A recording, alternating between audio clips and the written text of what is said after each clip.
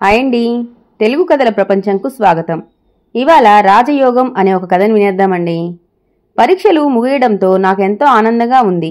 నాలాగే అంతా కోలాహలంగా తిరుగుతూ ఇంజనీరింగ్ కాలేజీని కలకలలాడిస్తున్నారు. ఇంజనీర్లు కాబోతున్న మేమంతా ఒకచోట చేరాం. ఏ సినిమాకు వెళ్దామని ఘాటుగా చర్చ జరిగిన తర్వాత అంతా కలిసి ఒక సినిమాను నిర్ణయించి ఆ థియేటర్ దిశగా బయలుదేరాం.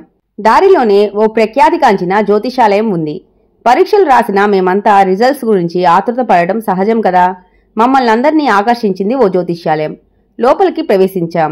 లోపల దివ్య తేజస్సుతో ఉన్న ఓ వ్యక్తి కూర్చొని తదేకంగా తన ఎదురుగా ఉన్న వివేకానంద స్వామి ఫోటో వైపు చూస్తున్నాడు. మా రాకతో అతను తల తిప్పి మా కేసి చూసి రండి నాయనా అన్నాడు. అందరికీ ఒకరి తర్వాత ఒకరికి జోష్యం చెప్పటం మొదలుపెట్టాడు. చివరికి నా వంతు వచ్చింది. నా చెయ్యి చూసి అబ్బో చాలా బాగుందయ్యా, నీకు 3 నెలల్లో రాజయోగం పట్టబోతుంది అన్నాడు. బయలుదేరే ముందు ఏమండి ఏమైనా డబ్బులు ఇవ్వాలా అన్నా నేను. మీ ఇష్టం వచ్చినంత ఆ హుండీలో వేసి వెళ్ళండి అన్నాడు జ్యోతిష్యుడు. తోచినంత ఆ హుండీలో వేసి బయటకు వచ్చి ఆ జోష్యుడి మీద జోకులు వేసి నవ్వుకున్నాం. కానీ నాకు ఏదో మూల నమ్మకం ఏర్పడింది. పరీక్షా ఫలితాలు రావడం, నేను మొదటి తరగతిలో ఉత్తీర్ణుని కావటం జరిగింది. అంతేకాదు నాకు ఒక పెద్ద ఫ్యాక్టరీలో జూనియర్ ఇంజనీర్గా ఉద్యోగం కూడా వచ్చింది. నేను వెంటనే 150 కిలోమీటర్ల దూరంలో ఉన్న మా పక్క జిల్లాకు చేరి మర్నాడే ఉద్యోగ బాధ్యతలు స్వీకరించాను. ఉద్యోగం చాలా కష్టంగా తోచింది. ఫ్యాక్టరీకి 4 కిలోమీటర్ల దూరంలో మాత్రమే జనసమ్మర్దం కలిగిన చిన్న ఊరు ఉంది. రోజు నడిచి వెళ్లి రావాలి. ఆ ఊర్లోనే రూము తీసుకున్నాను. ఏమాత్రం ఆలస్యం అయినా నా పై అధికారి మండిపడేవాడు. మధ్యాహ్నం మాత్రం అటెండర్ క్యారేజ్ తెచ్చేవాడు. ఇలా నెల గడిచింది. జీతాలు వచ్చాయి. నాకు 4000 జీతం ఇచ్చారు. రోజు భోజనం పంపే హోటల్ యజమానికి పైకం నేను ఉంటున్న రూమ్కి అద్దె ఇచ్చేశాను. రాత్రి మిగిలిన డబ్బులు లెక్క చూసుకుని మంచం మీద వాలాను. వెంటనే ఎడతెరిపి లేకుండా ఆలోచనలు పొంగుకు వచ్చాయి. వచ్చి నెల అయ్యింది. జీవితంలో ఏనాడు ఇంత కష్టపడలేదు. ఉదయం లేవగానే ఇంటి వద్ద అమ్మ వేడి నీళ్లు బాత్రూంలో పెట్టేది. స్నానం చేసి రాగానే టిఫిన్ కాఫీ అమర్చేది. ఉతికిన ఇస్త్రీ చేసిన బట్టలు సిద్ధంగా ఉండేవి. నాన్నగారి స్కూటీ తీసుకుని కాలేజీకి వెళ్లి చదువుకొని సాయంత్రం ఇంటికి చేరేవాడిని. మళ్ళీ అమ్మ టీ ఇచ్చేది. కాసేపు విలాసంగా టీవీ చూసి కాసేపు ఇంట్రెస్ట్ ఉంటే చదువుకొని మంచం ఎక్కేవాడిని.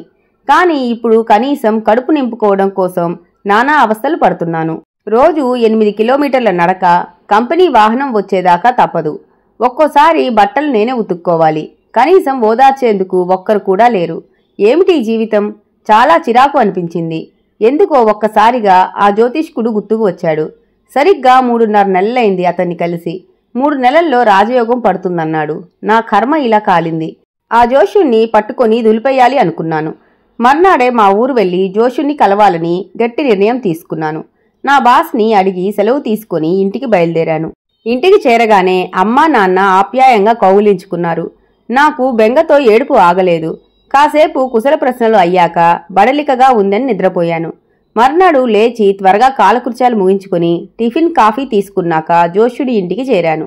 రా నాయనా రా, బాగున్నావా అన్నాడు ఆ జోష్యుడు నన్ను చూసి. నేను ఉద్యోగంలో చేరిన సంగతి, నా కష్టాలు ఏకరువు పెట్టాను. ఏమిటి జీవితం? రాజయోగం అన్నారు మీరు అన్నాను. దానికి అతను గట్టిగా నవ్వి, నా మాట పొల్లుపోదు నాయనా. రాజయోగం అంటే ఏనుగు అంబారి ఎక్కటం, 10 మంది నౌకర్ల చేత సేవలు చేయించుకోవడం, తాతలు తండ్రులు సంపాదించిన ఆస్తి అనుభవించడం కాదు. రాజు అంటే పాలించేవాడు కదా. నీకు ఉద్యోగం రానంతకాలం నీ శరీరం నీ తండ్రి సంపాదన వలన పోషించబడింది. కానీ నేడు నీ శరీరానికి రాజువు నీవే. నీ శరీరాన్ని నీవే పోషిస్తున్నావు.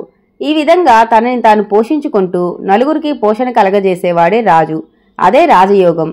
నీ శక్తి సామర్థ్యాలతో నీ తండ్రిని తల్లిని అంటే ఇన్నాళ్లు నిన్ను పోషించే వారిని రుణం తీర్చుకొని వారిని తృప్తిపరిస్తే అప్పుడు నీకు కలిగే తృప్తే రాజయోగం. ఈనాడు నువ్వు సర్వస్వతంత్రుడవు. ఆ స్వేచ్ఛను దుర్వినియోగపరిస్తే దుర్గతి, సద్వినియోగపరిస్తే రాజయోగం పడతాయి. నీకు రాజయోగం పట్టిందని మరలా అంటున్నాను, వెళ్ళిరా అన్నాడు. నాకు రాజయోగం అంటే అర్థమైంది.